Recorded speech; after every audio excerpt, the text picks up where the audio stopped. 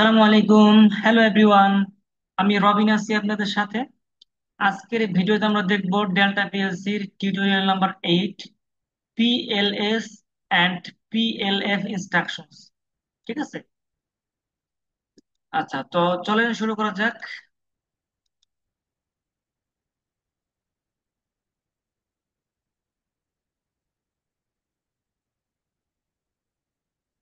File থেকে new project নিব বরাবরের মতো। এখানে প্রোগ্রাম টাইটেলে দিতে দিতে পারি পিএলএস অ্যান্ড পিএলএফ। ওকে। ওকে। আচ্ছা, পিএলএস টা হচ্ছে রাইজিং এজ আউটপুট, এবং পিএলএফ এটা হচ্ছে ফলিং এজ আউটপুট। আচ্ছা, আমরা আগে কি পড়ছিলাম? Rising edge trigger switch, falling edge trigger switch, তাই না? তো রাইজিং এজ ট্রিগার সুইচ বা ফলিং এজ ট্রিগার সুইচ এগুলো তো সুইচ ছিল, ইনপুট ইনপুট ডিভাইস, তাই না? বা ইনপুট এলিমেন্ট। আর পিএলএস এবং পিএলএফ হচ্ছে আউটপুট এলিমেন্ট বা আউটপুট ইনস্ট্রাকশন। এটা মূলত আউটপুট হিসেবে কাজ করে বা আউটপুট সাইডে নিতে হয়। হ্যাঁ, তাহলে আমরা আগে এই আউটপুটকে ধরানোর জন্য তো আগে একটা ইনপুট দিতে হবে। তো আগে একটা ইনপুট নেই, এলডি স্পেস x0। ইনপুট দিলাম x0। এখন আমি নেবো পিএলএস ইনস্ট্রাকশন। কিভাবে নিতে হবে? পিএলএস স্পেস, এখানে একটা মেমোরি বা স্টেপ পয়েন্টার নিতে হবে, বা আউটপুট নিতে পারেন চাইলে। তো আমি এখানে মেমোরি নেবো, সাপোজ M0 দিলাম, ইন্টার।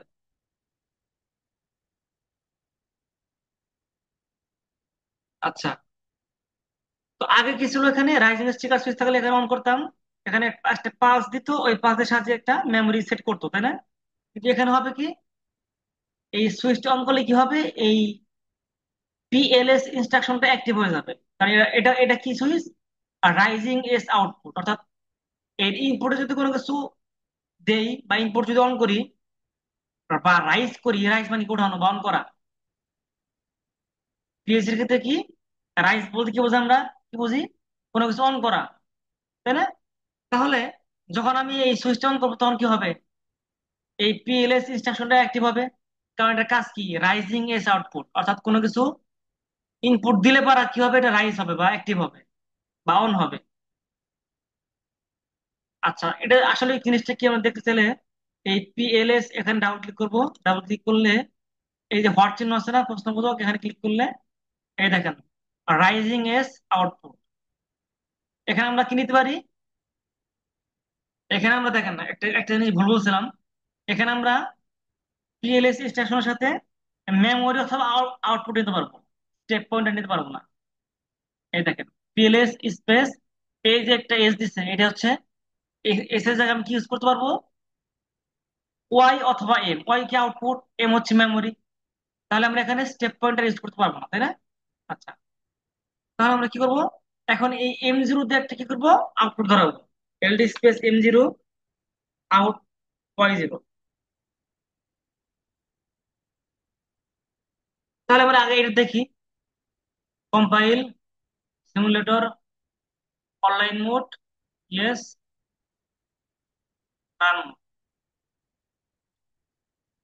তাহলে আমি যখন X0 ডাউন করবো সাথে সাথে এই পিএলএস অ্যাক্টিভ হয়ে যাবে। আর পিএলএস অ্যাক্টিভ হয়ে গেলে ওরা এই এই যে পিএলএস এর সাথে মেমোরিটা আছে, এই মেমোরিটাও অন হয়ে যাবে, এবং সাথে সাথে Y0 ডাউন হয়ে যাবে।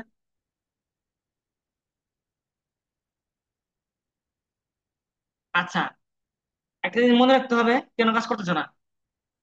বিষয়টা হচ্ছে, আমরা যে রাইজিং এজ এবং falling edge trigger switch use করতাম, ওই রাইজিং এজ ট্রিগার সুইচ বা ফলিং এজ ট্রিগার সুইচ কি করতাম, কোনো মেমোরিকে সেট বা রিসেট করতাম, তাই না? আচ্ছা, তাহলে সেট বা রিসেট করতে কি করতাম? ট্রিগার সুইচ ইউজ করতাম, ট্রিগার সুইচ রাইজিং এজ বা ফলিং এজ, তাই না? যেহেতু আমার এটা রাইজিং এজ আউটপুট, তাহলে এই রাইজিং এজ আউটপুট বা ফলিং এজ আউটপুট, এই দুইটার ক্ষেত্রেই আমাকে কি করতে হবে? যে মেমোরি বা আউটপুট দ্বারা ওই ইনস্ট্রাকশনকে আমরা অ্যাক্টিভ করছি, বা পিএলএস বা পিএলএফ এর সাথে যে মেমোরি বা আউটপুটটা ইউজ করব, ওই মেমোরির ট্রিগার সুইচ দিয়ে আমাকে কি করতে হবে? কোনো মেমোরিকে সেট করতে হবে আগে। ট্রিগার সুইচ দিয়ে কোনো মেমোরিকে সেট করতে হবে, ওই মেমোরি দিয়ে কি করতে হবে? আউটপুট ধরাইতে হবে। ঠিক আছে, তাহলে আমি যদি এটা কাটে দেই, আমি এখানে কি নেবো? ট্রিগার সুইচ নেবো। ঠিক আছে, রাইজিং এস ট্রিগার সুইচ নিলাম এখানে। এখানে যে রাইজিং এস বা ফলিং এস নিতে হবে এমন না, মানে একটা নিলে হয়েছে, রাইজিং রাইজিং এস নিলেও হবে, ফলিং এস নিলেও হবে। মূলত কাজ হচ্ছে আমার এটার, এই যে পিএলএস ইনস্ট্রাকশন। যখন আমি এক্সিকিউট অন করবো, এই ইনস্ট্রাকশন বা ফাংশনটা অ্যাক্টিভ হয়ে যাবে।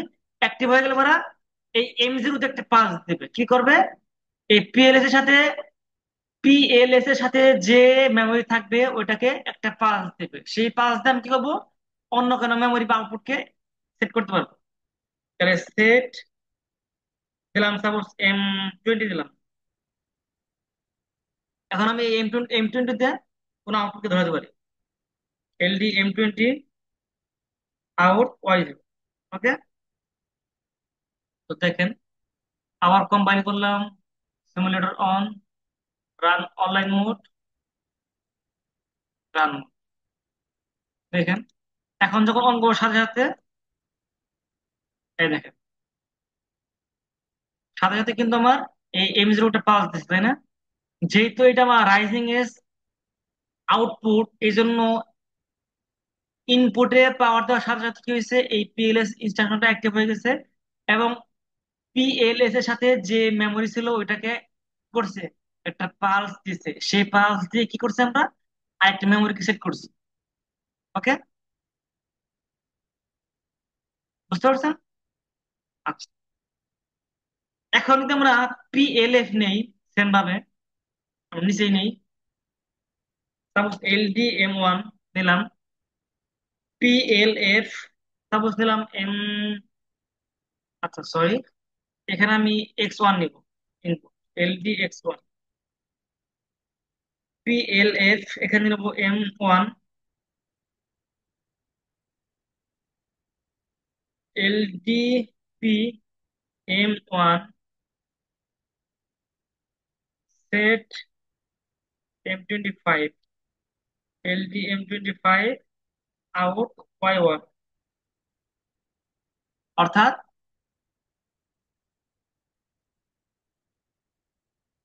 যখন আমি X1 ডাউন করবো, PLF অ্যাক্টিভ হবে না। কখন অ্যাক্টিভ হবে? যখন আমি X1টা অফ করে দেবো। ওই যে বলাই তো আছে, পিএলএফ মানে কি?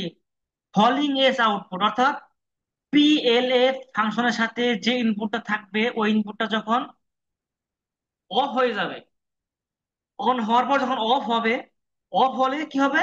একটা পালস দিবে। কে? যখন কোন পিএলএফ এর সাথে যে মেমোরিটা থাকবে বা যে আউটপুটটা থাকবে, ওই মেমোরি বা আউটপুটকে একটা পালস দিবে। কে বা পালস দিবে? এই যে পিএলএফ। যখন পিএলএফ এর ইনপুটটা অফ হয়ে যাবে, তাহলে যখন আমি এক্স1 অন করবো তখন কিছু হবে না। যখন অফ করে দেবো, তখন পিএলএফটা অ্যাক্টিভ হয়ে যাবে। অ্যাক্টিভ হয়ে গেলে কি হবে? এমনটা একটা পালস দিবে। পালস দিলে কি হবে? এই এমনের সাহায্যে M25 সেট হবে। M25 দিয়ে কি করছি? ওয়াই কে অন করছি। আচ্ছা, এখানে ওয়াই অন না করে আমরা কি করবো? M25 দিয়ে M20 কে কি করবো? রিসেট করবো। M25 দিয়ে কি করবো? M20 যে আমার ওই যে সেট হয়েছিল একবার, এটা রিসেট হয় নাই।